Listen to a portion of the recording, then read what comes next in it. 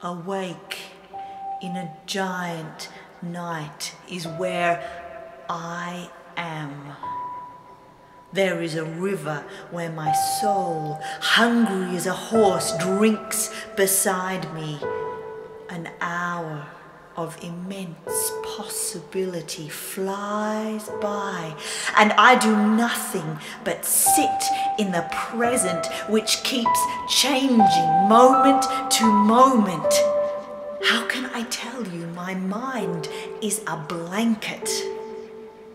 It is an amazing story you won't believe, and a beautiful land where something is always doing in the barns, especially in autumn, sliding down the hayrick.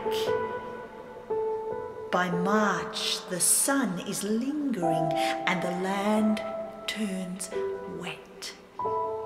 Brooks grow loud, the eddies fill with green scum. Crocuses lift their heads to say hello.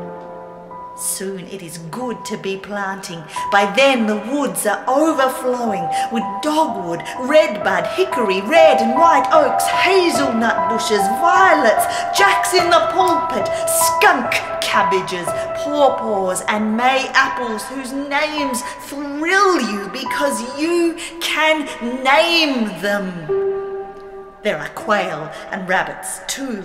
But I go on too long. Like the animal, I must stop by the water's edge to have a drink and think things over.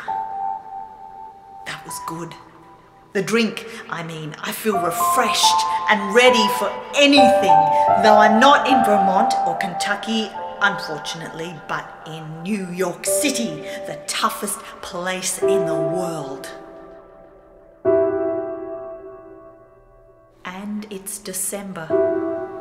Here, someone is always weeping, including me, though I tend to cry in monster waves, then turn into a fish, wallowing in my own salty puddle. Look out! If you aren't wearing boots, you'll be sorry and soggy too. This season's cruelty hurts me. And others, I'm sure, who'd rather be elsewhere but can't. Because of their jobs, families, friends, money. It's rough any way you look at it. But what can you do? It's worse elsewhere, I'm sure. Take Vietnam. No thanks. I think about Vietnam a lot, however. I wonder if I'll ever see it. The way I've seen Europe, I mean. Those pretty Dutch girls. They all ride bicycles. In Venice, you travel by boat or foot. The metro and the underground register like the names in connection with them. Hugo, Stephen, Stuart, Larry, Lee, Harry, David, Maxine. What does it all mean? I never ask that, being shy. In this apartment in which I dwell, these thoughts pass by. I hope you won't mind the mess when you do, too.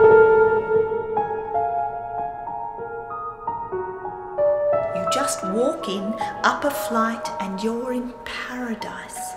A cup of coffee, an easy chair, a loving person waiting for you, who's washing the dishes, reading a book.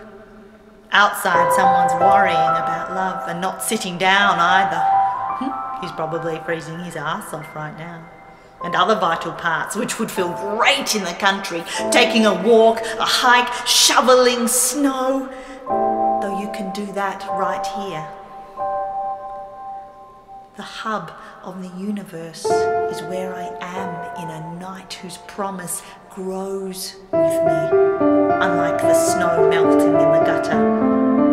Whatever I do, it is beside me. I look out the window. There is night.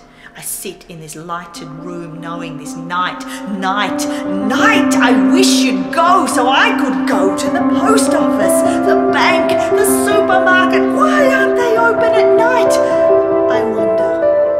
Then realise I'm not the only person who's considered in the grand scope of daily living. There are those fast asleep who want to be and would be horrified if the post office, the supermarket were only open at night, for you can't be all there all the time. I myself am only here part of the time, which is enough, for there are other places to run to. Uptown, for example, where energy rushes you like some hideous but intriguing chemical you can't ignore, and you want to absorb the wisdom these buildings have. How do they feel so high up like that? Pretty good, they seem to say in their absolute way. But it's the people inside who turn us on. By then you are gone off in a cab, and you are not alone. I am beside you. The streets are familiar from just travelling through. We rarely stop, and when we do there's a reason, which is too bad. We miss a lot for this same reason. They're probably feeding the chickens about this time. The smell of chicken feed overwhelms me. The rooster crows on a 7th Street fire escape. Breakfast is ready. There is a forest by the river near the barn where things are happening. A whole new world on the edge of dawn. My little world goes on St. Mark's Place to be not tired but elated. I sing this song. I think of the Beatles and the Beach Boys and the songs they sing. It is a different thing to be behind the sound, then leave it forever. And it goes on without them, needing only you and me. Here I am, though you were asleep. The morning of December 3rd dawns on me in the shape of a poem called Giant Night. It must end before it's too late. All over the world, children will celebrate Christmas and families will gather together to give and take this season. Other religions and customs will prevail in their own separate ways, having nothing to do with Christmas. Soldiers will cease fire. Some won't know the difference, but might be able to sense it in the air. The smell of holly, pine, eggnog, the friendly faces of Santa and his elves. All these will add up to something and be gone forever. Just like what is here 1 minute